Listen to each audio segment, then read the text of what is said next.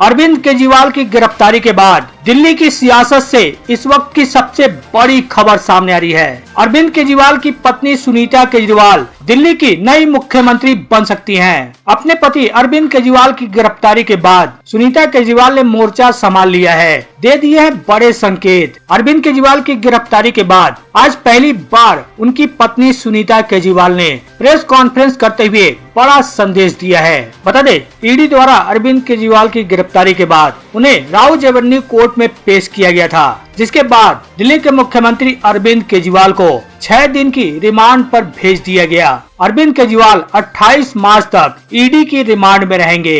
हालांकि ईडी की रिमांड के दौरान अरविंद केजरीवाल को हर रोज आधे घंटे तक अपनी पत्नी सुनीता केजरीवाल और निजी सचिव विभव कुमार से मिलने की इजाजत दी गई है। केजरीवाल की खराब सेहत को देखते हुए कोर्ट ने ईडी को आदेश दिया है कि वो डॉक्टर्स द्वारा सुझाई गई डाइट उन्हें मुहैया कराए। ऐसा नहीं करवा पाने की हालत में उनको घर का खाना खाने की इजाजत होगी। बहरहाल ईडी की हिरासत के दौरान अरविंद केजरीवाल ने कहा था कि वो जेल से ही सरकार चलाएंगे, लेकिन केजरीवाल की गिरफ्तारी के बाद पार्टी के कार्यकर्ताओं और आम आदमी पार्टी में भी यही सवाल उठ रहा है कि क्या वास्तव में केजरीवाल जेल से सरकार चला पाएंगे। वे ऐसा नहीं कर पाते हैं तो दिल्ली का अगला मुख्यमंत्री कौन होगा। लेकिन अब जो सूत्रों के हवाले से खबर सामने आ रही है कि केजरीवाल के परिवार के सदस्य के अलावा अन्य किसी भी नेता के नाम पर कार्यकर्ताओं में एक राय नहीं होंगे। अब आम आदमी पार्टी के लिए इस चैलेंजिंग समय में केजरीवाल की पत्नी सुनीता केजरीवाल राजनीति में पूरी तरह से सक्रिय नजर आ रही हैं। पति की गिरफ्तारी के बाद सुनीता केजरीवाल ने पार्टी का मोर्चा संभाला है। हालांकि केजरीवाल ने अभी मुख्यमंत्री पद से इस्तीफा नहीं दिया है। पार्टी का यही कहना है कि केजरीवाल जेल से ही सरकार चलाएंगे, मगर सूत्रों का कहना है कि किसी कारण से केजरीवाल को सीएम पद से इस्तीफा देना पड़ता है तो सुनीता केजरीवाल इस जिम्मेदारी को संभालने के लिए आगे आ सकती हैं। पार्टी के कार्यकर्ता भी अरविंद केजरीवाल की अनुपस्थिति में उनकी पत्नी को ही मुख्यमंत्री पद पर देखना चाहते हैं। मीडिया सूत्रों के हवाले से जो जानकारी निकलकर सामने आ रही है कि अगर किसी परिस्थिति में अरविंद केजरीवाल अगर जेल से सरकार नहीं चला पाते हैं, उनको पद से इस्तीफा देना पड़ता है, तो ऐसे में उनकी पत्नी सुनीता केजरीवाल मुख्यमंत्री बन सकती हैं। इस रेस में सुनीता केजरीवाल सबसे आगे चल रही हैं। यह भी जानकारी निकलकर सामने आ रही कि केजरीवाल के परिवार के सदस्य के अलावा आप कार्यकर्ता और पार्टी नेता किसी के नाम पर भी सहमति नहीं रखेंगे। बहरहाल क्या होता है तो आने वाले दिनों में पता लग जाएगा। लेकिन आज पहली बार अरविंद केजरीवाल की पत्नी सुनीता केजरीवाल ने प्रेस कॉन्फ्रेंस करते हुए मुख्यमंत्री केजरीवाल का मैसेज जनता तक पहुंचाया है। अरविंद केजरीवाल की पत्नी सुनीता केजरीवाल ने प्रेस कॉन्फ्रेंस करते हुए सीएम के द्वारा जेल से भेजा गया संदेश पढ़कर सुनाया। अरविंद केजरीवाल का संदेश पढ़ते हुए सुनीता केजरीवाल ने कहा, मेरे प्यारे देशवासियों, मुझे गिरफ्तार कर लिया गया। आगे उन्होंने कहा कि मैं अंदर रहूं या बाहर, हर पल देश की सेवा करता रहूंगा। मेरी जिंदगी का एक एक पल देश के लिए समर्पित है। मेरे शरीर का एक एक कतरा देश के लिए है। इस पृथ्वी पर मेरा जीवन संघर्ष के लिए हुआ है, इसलिए ये गिरफ्तारी मुझे अचंभित नहीं करती। सुनीता केजरीवाल ने केजरीवाल का मैसेज पढ़ते हुए कहा कि आपका भाई, आपका बेटा लोहे का बना है, बहुत मजबूत है। सुनीता केजरीवाल ने सीएम का संदेश पढ़ते हुए आगे कहा कि दिल्ली की मेरी माँ बहनों सोच रही होंगी केजरीवाल तो अंदर चला गया, पता नहीं 1000 रुपए मिलेगा या नहीं। ऐसी सलाखें नहीं बनी जो आपके भाई और बेटे को सलाखों के अंदर रख सके। मैं जल्द बाहर आऊंगा और अपना वादा पूरा करूंगा। अरविंद केजरीवाल का मैसेज पढ़ते हुए सुनीता केजरीवाल ने आगे कहा कि आम आदमी पार्टी के कार्यकर्ताओं से मेरी अपील है कि लोक सेवा का काम रुकना नहीं चाहिए और इस वजह से बीजेपी वालों से नफरत मत करना। बीजेपी वाले भी हमारे भाई बहन हैं। मैं जल्दी लौट कर आऊंगा। नमस्कार, मेरा नाम सुनीता केजरीवाल है। मैं अरविंद केजरीवाल जी की धर्मपत्नी हूँ। आपके बेटे और आपके भाई अरविंद केजरीवाल जी ने जेल से आपके लिए संदेश भेजा है। मेरे प्यारे देशवासियों, मुझे कल गिरफ्तार कर लिया गया। मैं अंदर रहूं या बाहर, हर पल देश की सेवा करता रहूँगा। मेरी ज़िंदगी का एक एक पल देश के लिए समर्पित है। मेरे शरीर का एक एक कतरा देश के लिए है। इस पृथ्वी पर मेरा जीवन ही संघर्ष के लिए हुआ है। आज तक बहुत संघर्ष किए, आगे भी मेरी ज़िंदगी में बड़े बड़े संघर्ष लिखे हैं। इसीलिए ये गिरफ्तारी मुझे अचंभित नहीं करती। आपसे मुझे बहुत प्यार मिला है। पिछले जन्म में ज़रूर मैंने बहुत पुण्य किए होंगे जो मैं भारत जैसे महान देश में पैदा हुआ। हमें मिलकर फिर से भारत को महान बनाना है, दुनिया का सबसे शक्तिशाली और नंबर 1 देश बनाना है। भारत के अंदर और बाहर ढेरों ऐसी शक्तियां हैं जो भारत को कमज़ोर कर रही हैं। हमें सचेत रहकर इन शक्तियों को पहचानना है, इन शक्तियों को हराना है।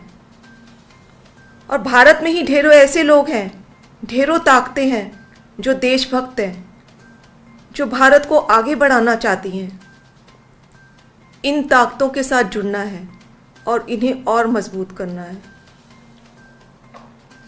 दिल्ली की मेरी माँ बहनें सोच रही होंगी, केजरीवाल तो अंदर चला गया, पता नहीं अब 1000 रुपया मिलेगा या नहीं। मेरी सभी माताओं और बहनों से अपील है, अपने भाई और अपने बेटे पर भरोसा रखो। ऐसी सलाखें नहीं जो आपके भाई और आपके बेटे को ज़्यादा दिन अंदर रख सके।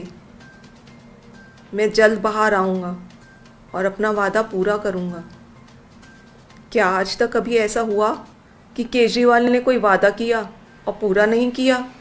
आपका भाई, आपका बेटा लोहे का बना है। बता दें, अरविंद केजरीवाल की गिरफ्तारी के बाद अब पूरी आम आदमी पार्टी पर मुश्किलें बढ़ सकती हैं। अब मुख्यमंत्री केजरीवाल ही नहीं बल्कि पूरी आम आदमी पार्टी के खिलाफ ईडी एक्शन ले सकती है। बता दें, अरविंद केजरीवाल को आबकारी नीति से जुड़े मनी लॉन्ड्रिंग मामले में ईडी की हिरासत में भेज दिया गया। अब इसके बाद ईडी का अगला निशाना पूरा आम आदमी पार्टी हो सकती है। दरअसल ईडी ने धन शोधन रोकथाम अधिनियम पीएमएलए के तहत गठित विशेष अदालत के समक्ष सुनवाई के दौरान इस बात का संकेत दिया है कि बाद में आम आदमी पार्टी यानी आपको भी आरोपी बनाया जा सकता है। ईडी ने शुक्रवार को दावा किया है कि कथित शराब घोटाला मामले में आम आदमी पार्टी अपराध से अर्जित कमाई की बड़ी लाभार्थी रही। इसने कहा कि आम आदमी पार्टी द्वारा धन शोधन यानी मनी लॉन्ड्रिंग कराए जाने के लिए अरविंद केजरीवाल ने स्वयं के दिल्ली के मुख्यमंत्री पद पर होने का फायदा उठाया। ईडी की ओर से पेश हुए अतिरिक्त सॉलिसिटर जनरल एसबी राजू ने केजरीवाल की रिमांड सुनवाई के दौरान कोर्ट को बताया कि मुख्यमंत्री को व्यक्तिगत और पारस्परिक दायित्व दोनों के कारण गिरफ्तार किया गया है। अदालत में पहली बार ईडी ने आरोप लगाया कि आम आदमी पार्टी ने अरविंद केजरीवाल के माध्यम से मनी लॉन्ड्रिंग का अपराध किया है। ईडी ने आरोप लगाया कि केजरीवाल साल 2022 में आपके गोवा चुनाव प्रचार अभियान में अपराध से अर्जित धन के इस्तेमाल में सीधे तौर पर शामिल थे। वह पार्टी के संयोजक एवं उसमें निर्णय लेने वाले शीर्ष व्यक्ति हैं। एजेंसी ने कोर्ट को बताया कि इसने गोवा चुनाव के दौरान आपकी चुनाव प्रचार गतिविधियों से जुड़े विभिन्न लोगों के बयान दर्ज किए हैं और यह पाया गया है कि सर्वे कर्मी, क्षेत्र प्रबंधक, विधानसभा प्रबंधक जैसे काम के लिए उन्हें नगद भुगतान किया गया था। द इंडियन एक्सप्रेस ने सूत्रों के हवाले से लिखा है कि ईडी आम आदमी पार्टी को भी आरोपी के तौर पर शामिल करने पर विचार कर सकती है। अगर ऐसा हुआ तो यह एक बड़ा घटनाक्रम होगा, क्योंकि ईडी द्वारा जांच के तहत कंपनी की संपत्ति कुर्क या जब्त की जा सकती है। धन शोधन रोकथाम अधिनियम पीएमएलए की धारा 70 कंपनियों द्वारा किए गए अपराधों से संबंधित है। पीएमएलए की धारा 70 में कहा गया है कि इस अधिनियम के किसी भी प्रावधान या इसके तहत बनाए गए किसी नियम, निर्देश या आदेश का उल्लंघन करने वाले कोई व्यक्ति या एक कंपनी है तो दोनों के खिलाफ कार्रवाई की जा सकती है। इसमें कहा गया है कि अगर व्यक्ति उल्लंघन के समय उस कंपनी का प्रभारी था या कंपनी के साथ साथ कंपनी के व्यवसाय के संचालन का जिम्मेदार था तो दोनों को उल्लंघन का दोषी माना जाएगा और उसके खिलाफ कार्रवाई की जाएगी और तदनुसार दंडित भी किया जाएगा। हालांकि एक राजनीतिक दल कंपनी अधिनियम 2013 के तहत शामिल एक कंपनी नहीं है, लेकिन प्रावधान में एक महत्वपूर्ण बात लिखी गई है जो एक राजनीतिक दल को धन शोधन विरोधी कानून के दायरे में ला सकती है। इसके तहत एक कंपनी का अर्थ किसी भी कॉर्पोरेटर निकाय से है और इसमें एक फर्म या व्यक्ति भी शामिल है। ईडी ने करीब 2 साल पुराने मामले में पहली बार कहा है कि आम आदमी पार्टी दिल्ली आबकारी घोटाले में अपराध से अर्जित धन की बड़ी लाभार्थी थी। इसने आरोप लगाया कि अपराध से अर्जित धन के एक हिस्से के रूप में प्राप्त हुए करीब 45 करोड़ रुपए का इस्तेमाल आपने गोवा विधानसभा चुनाव के लिए प्रचार करने में किया। एजेंसियों ने दावा किया कि यह रकम 4 अंगड़िया प्रणाली के जरिए गोवा भेजी गई। बता दे, अंगड़िया नेटवर्क एक स्थान से दूसरे स्थान पर भारी मात्रा में नकदी ले जाने का काम करता है। ईडी ने कहा, इस तरीके से आपने अरविंद केजरीवाल के जरिए धन शोधन का अपराध किया और इस तरह अपराधों को पीएमएलए की धारा 70 के तहत माना गया है। एजेंसी ने कहा है कि आपके राष्ट्रीय संयोजक और राष्ट्रीय कार्यकारिणी के सदस्य के रूप में अरविंद केजरीवाल चुनाव खर्चों में इस्तेमाल किए जाने वाले धन के लिए अंततः जिम्मेदार थे।